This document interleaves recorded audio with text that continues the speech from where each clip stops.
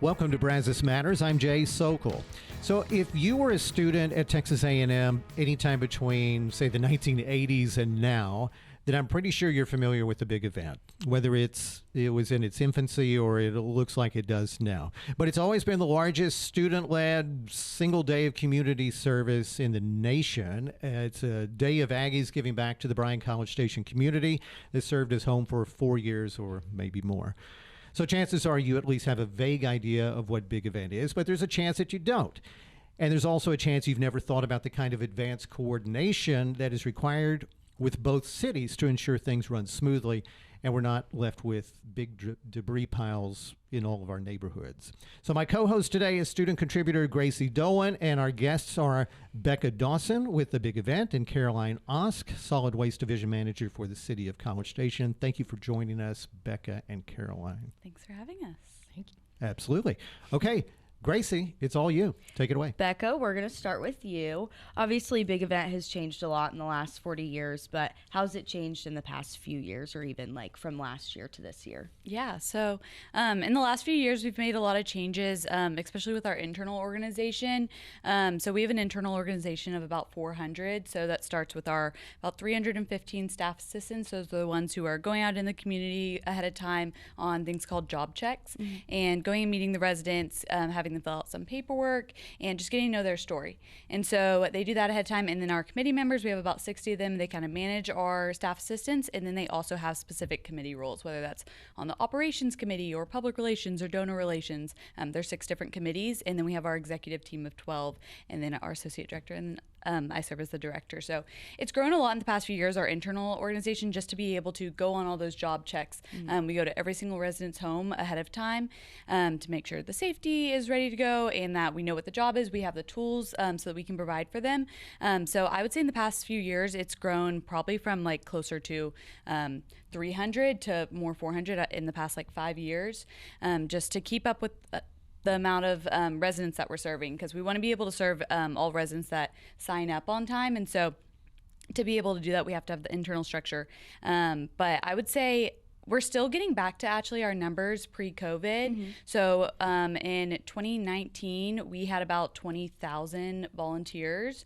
And last year, our number was about 16,500. So we're still trying to get back to that number. We've made some fun things happening this year to try to increase. We were able to give out 5,000 t-shirts to the first 5,000 signups. Hey, I got one. Yes. Hey, I got one. So excited. I love like hearing everyone in my classes be like, oh, I got an email about it. And I was like, oh yeah. I did. So really excited about that. Just trying to increase our volunteer signups. But with the rate that we're growing, it's definitely going to have to make some changes to just be able to keep up with everything. But we've been making some really great changes. And like we used to not have a donor relations team. The big event takes a lot of money to run. And so we created that team about 3 years ago. And that's been a really big change for us. That's been great. That's great. Next, I wanted to ask you, obviously there's a lot that goes into putting on big event. So from being selected to staff or choosing your committees to the kickoff ceremony and to tool pickup, what kind of goes on behind the scenes that people might not expect, people might not think about? Yeah, so the big event really is a full year-round event. So I was chosen in my position early April, and then very quickly my associate director was chosen, and then our executive team, and then we got our committee and our staff right at the beginning of the fall semester. And so we're really planning all year. Those job checks, like I said, our staff are going to over 2,500 residents' homes.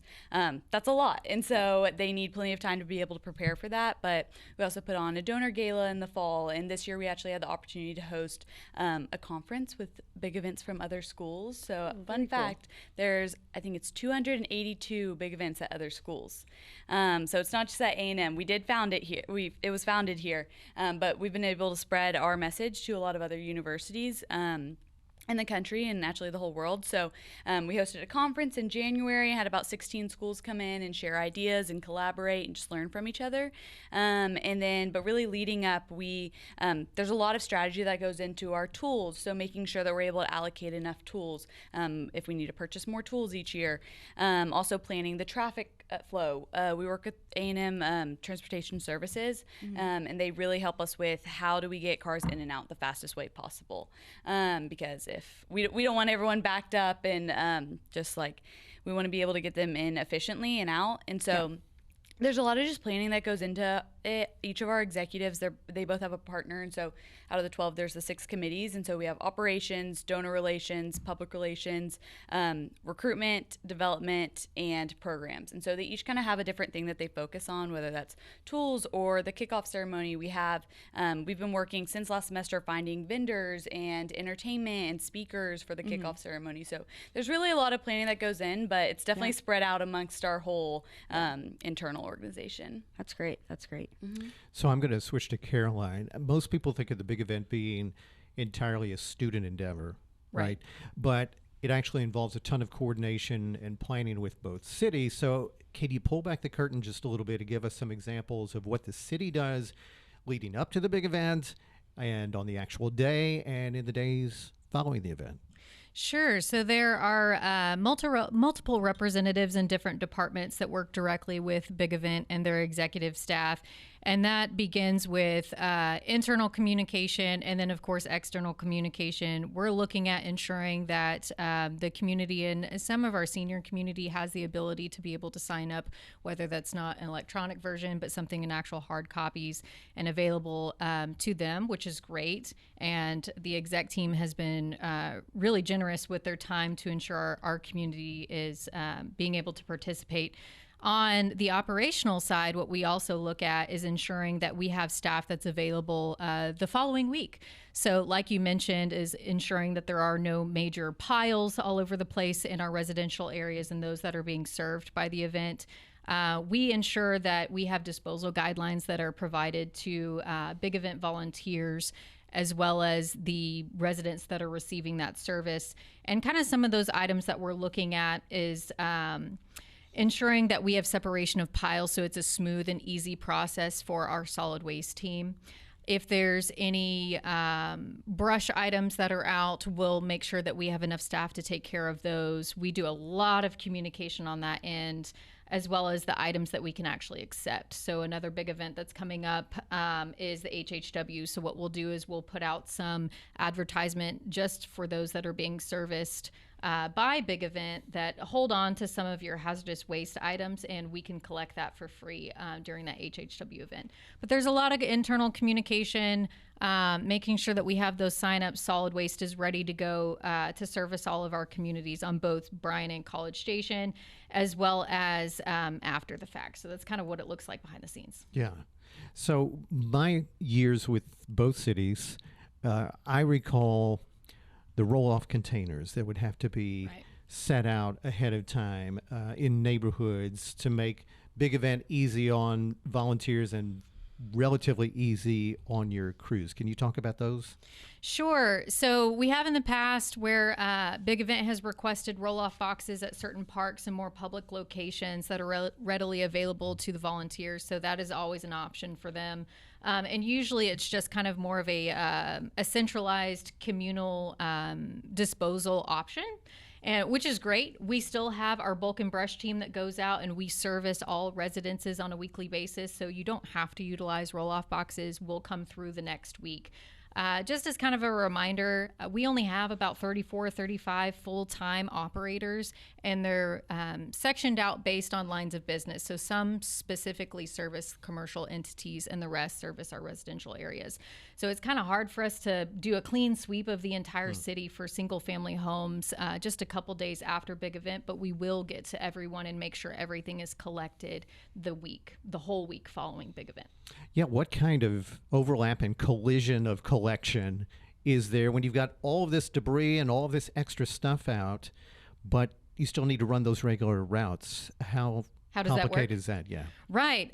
So there's a lot of coordination between like a typical rear load crew and a boom crew. So in case anyone was kind of wondering what a boom truck is, it's the truck that has the giant claw on it. So anything that's larger or too heavy for two people to pick up, we utilize a boom truck. They communicate quite a bit. There's usually a rear load team and a boom team assigned to each route. And they are constantly talking to each other to make sure that piles are being picked up in which specific type of truck to ensure no injuries. Besides that, It's really where we run until the route is complete. There is no cutoff at, say, 4 or 5 o'clock. We're going to complete the route. And so if you see that maybe we haven't gotten to your pile by 4 or 5 o'clock, we're going to run until the sun goes down. So you will be collected on your designated collection day. That's nice. Good deal. Becca, we're going to come back to you. So you talked about all your different committees and things and how you do the job checks. You have people for that. So logistically, how do you guys decide, type things like number of volunteers at each location, the tools you need, the supplies, everything like that? How do you guys decide that? Yeah, so that all goes into those job checks like I was talking about earlier. So when our staff, so we have about 314 staff assistants, and they each have a partner, and so they reach out ahead of time to the residents and set up a time to go to their home and see the property, have them fill out some paperwork. And so in that, they see, okay, what kind of job needs to be done. We write it down so that we're knowledgeable of what's happening. And then also they decide, do we need this many shovels or some rakes here to clean up the leaves or whatever they need.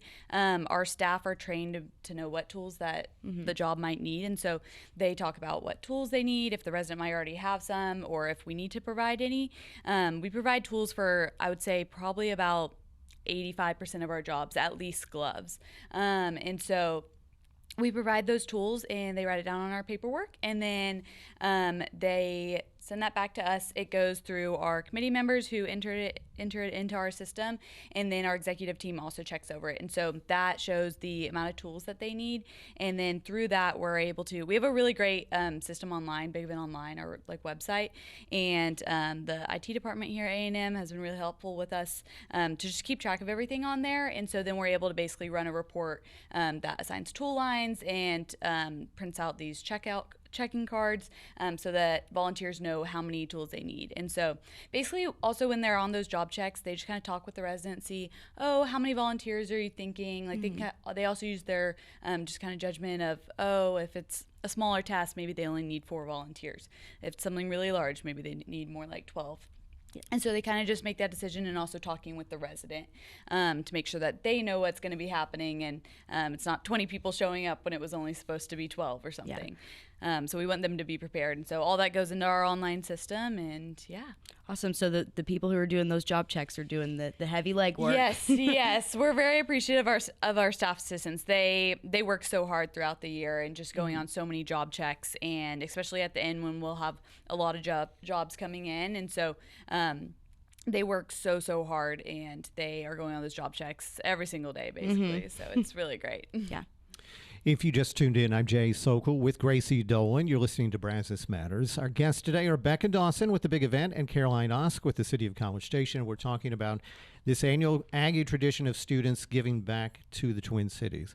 Okay, Caroline, you talked about the kinds of things that your crews have to go out and collect, but I imagine you're trying to divert as much of that from the landfill as possible. Is there any kind of coordination with Brazos Valley Recycling, or how do you address that aspect? So when we're looking at kind of separating out different items in kind of the piles that we'll see after the service event, we rely pretty heavily on our guidelines as well as communication that's provided by both the Big Event exec staff to their volunteers and those that are being serviced, as well as through both cities. And we Bryan and College Station have the same guidelines. So it's a lot of communication, a lot of coordination. So in terms of disposal guidelines, we ensure that, say, if you're putting something into your garbage cart, it should be in your garbage cart. So that means no bulk items, no brush items. And you mentioned kind of separating out those items and how we can divert items from the landfill. So how that works is we request that any bulky items, any brush items are separated out. We actually collect brush by itself, and that brush is diverted from the open cell of the landfill. There is a separate section of the landfill where all of our brushy vegetative items are mulched, and it's actually available at Bavizma, and it's available to the community if you want to come purchase mulch from Bavizma. Right. So that's great, and it actually extends the lifespan of the landfill as well. BVR does play a heavy role in ensuring, like, if you have any recyclable items, they do, as well as us, we continuously check if we have any complaints or whatnot, or if they have to skip containers to ensure that there isn't any trash, what we call contamination inside of the containers, because they want to ensure that they can actually recycle the items that are there. So we rely, like I said, pretty heavily on those guidelines that are distributed out to everyone. Makes sense. Yeah. Becca, I wanted to ask, so is Big Event really only for under-resourced households, or is it really for anybody, no matter what their income, their ability might be? Yeah, so the Big Event's mission is to say thank you to the community of Bryan and College Station. So we don't base off who we serve based off of socioeconomic status or anything like that. It really is just as long as they sign up by the deadline. And so our mission really is to say thank you. I think of it as kind of like we're coming into this town really 9 months out of the year for 4 years, and we make grocery lines crazy, traffic just insane. And so we really kind of disrupt the town. And so we want to be able to show our gratitude because the city of Bryan and College Station, both like they really welcome us in here and they're so kind to us, and you don't really get to see the residents very often when you're in your campus bubble and you really don't get to see the residents that you're surrounded by. And so this is a really great opportunity to get to meet them because the residents love hearing the stories of students and they love just getting to know them. They love to give them advice, and that's just a really special opportunity to have. And so, yeah, we serve anybody who signs up by the deadline because we really just want to be able to reach as many residents as possible. And so we really want to just be able to say thank you and show our gratitude, and also be able to give not just the residents, but also the students that connection. Yeah, that's great. Yeah. Human connection. We all need it. Yes. Then I was going to also ask, how do you get to helping every household that has a request? You said, how many people is it that you serve each year? We're looking at about 2,500 residents this year. So how do you guys serve everybody in one day, or is there maybe a secondary day that you go and help the maybe less big requests, or does it all really get done on that big event day? Yeah, so I think something we're really fortunate to have is the student body that is so invested in tradition, and the students really care. They want to show their Aggie core value of selfless service, and so we're able to have so many volunteers sign up that we're able to have the capability to be able to go out to all those residents' homes.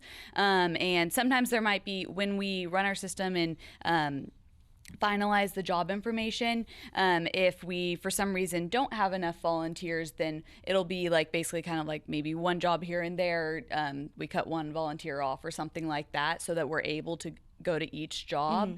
But luckily we have been very fortunate to have the student body that we do, and they're so invested in the tradition of the big event, and they want to serve and they want to volunteer and meet the residents. And so we're able to have enough numbers that we are able to serve every resident that signs up. Sometimes on the day of there are circumstances that happen, whether that's a miscommunication somewhere or a volunteer group doesn't show up or something like that, and we reassign jobs as much as possible. But we do have a spring service project where basically our internal members go out and serve residents who if something happened and maybe it was a last minute something came up, emergency, and they weren't able to have volunteers come out, or for some reason we weren't able to send volunteers out. That is a very, very low number, which we're very happy about that it's such a low number. But we do make sure we go back about 2 or 3 weeks later and our internal members get the opportunity to serve. And so it's really awesome. That's great. I bet it's great for y'all to be able to also play your part in it. Yeah, we also have a fall service project, which is a little bit more of just to kind of get our internal members more familiar with the big event, and also to give them that experience, because on the day of we are running the logistics. We're so busy running around doing the tools to kick off everything. And so our internal members don't actually get to go out to residents' homes and serve, but we're able to do that at our fall service project, which happens around October. And so we kind of try to see if there's any residents that maybe we have a special connection to, or that have just really shown a lot of interest in the big event, or maybe possibly someone who wasn't able to get served back in the spring. And so we go out in the fall and we're able to do that. All 400 of us go to all these residents' homes, but in the spring we do about 2 weeks later. We make sure that every resident gets served. That's great. That's great. So I'll put this out to both of you. Big event, I don't guess, is ever going to get smaller, and the community is not going to get any smaller. And so as time goes on and things grow, do you see the potential for some changes here and there that could make things better, easier, more efficient, both for your organizations and for the homeowners who host you? Well, if you wouldn't mind, I'll like to start from the city point of view. So Jay and I actually had this conversation before recording. Is from a city standpoint. So I've been with the solid waste department for a while, and have been privileged to sit on the or participate in the stakeholder meetings with you guys. And I will say this year has been absolutely exceptional. And the communication and just being able to play a part and have a relationship with you guys has been fantastic. And coming from a city, I feel like we share a common goal is we're always of service to other people. And so I want to say, just from my standpoint with solid waste, is we had no comments, no reviews, nothing. Y'all did a fantastic job. Thank you. And I'm really excited for this year. I think that you guys are going to have a great event, and it's going to go very smoothly. And I just wanted to outright say how much we appreciate y'all and giving back to the community. So from the city standpoint, I think they've done fantastic. Well, I will only interject to say that during my years at both cities, I heard from time to time from those liaisons, those city liaisons, saying, it's like this group never even talked to the last group, so, or they didn't even contact us, and we're the cities. And so to hear this from Caroline, that's a big compliment. Thank you. I appreciate that. Yeah, we're trying to improve every single year. We've tried to improve that communication with the cities. There are things that we don't even know is possible, that we're able to go and talk with both the city of College Station and the city of Bryan, and they're able to give us all these new ideas of ways that we can reach residents, or provide us with the guidelines for how to dispose of things. And so we are trying to improve that communication and also be able to communicate that with our volunteers and our residents. And so we're definitely, as we grow, it's gonna have to make some changes, but there are still so many residents that maybe don't even hear about the big event. And so we're still trying to be able to reach every single one. We want everybody who, if they want to sign up, that they get to, and that we're able to send volunteers out there. So we're working with the city to, we'll do things like go and table at City Hall or go to community centers, just any way that we can to reach those residents who maybe they don't have social media or anything like that, and they're not able to see our platform as much, but being able to go to in person and get to see them and be able to sign them up right then and there has been really great. So we are the OG on Big Event, right? It started here in 82, you said? Yes, 82. And so, we have ownership of this thing, but you said there are how many other big events across the country? It's over 280. So my curiosity is, do you hear how some of those have been operated to where you're like, you know what, that's a good idea. We need to borrow that. Like you start borrowing good ideas from other big events. Any examples of that? Yeah, I mean, at our conference that we host, so we hosted it this year. It kind of moves around between different schools, but it's a great way to just share ideas and collaborate. Something that we weren't really able to implement this year because it was a little too late, but another school told us that they send out the information to sign up in the water bill that goes to all residents. If you think about it, I mean, that is something that every single resident would see. And so that's something that we're going to be looking into for next year, seeing if that's a possibility. So things like that, it's just a great way to share ideas because we have a lot of similar obstacles and challenges. And so we're able to hopefully implement some of those ideas. Okay. Any nightmare stories? Because there has to be lore that exists about like, oh my gosh, there was this group of students and they went to this one house and also I'm hoping that is not my house they're talking about because we've had Big Event for a bunch of years and it's been some interesting jobs. But anything that stands out is like these were examples of trying things that times. Fantastic. Not that I can really think off the top of my head. We hear a lot of stories. It's great when when the volunteers are coming back to drop off their tools, sometimes they might be waiting for a second here and there. And all of our staff are all around the parking lot. And so we're able to hear a lot of positive experiences. Every once in a while, there might be a negative experience. Maybe they just didn't click with the resident. But overall, I would say we have normally very, very positive experiences. Yeah. And we do send out surveys at the end to all volunteers and all residents. And sometimes they might say, oh, the volunteers didn't stay the whole time or something, or they just didn't want to do the heavy lifting or something. But that's why we do a volunteer training video ahead of time, and they have to go through this little course to make sure that they're kind of prepared. But because we try not to have anything bad happen. And so we really try to train and equip them beforehand. But yeah, no lore really. Okay. Well, I think you're being very kind, because I think those stories are out there. So as we are beginning to wrap up our time together, Caroline, I wanted to give you an opportunity to really sing the praises of your crews, because they're kind of the unsung heroes, right? They make magic happen. You know, we put stuff out at night, and then we wake up and it's gone. But talk about the quality of your crews. Well, first, thank you. Yeah. I appreciate that. So as part of the solid waste division, you are absolutely correct. So the majority of the time, if things disappear and we don't hear from people, it's usually because it's going well. We only normally hear from people when something is happening.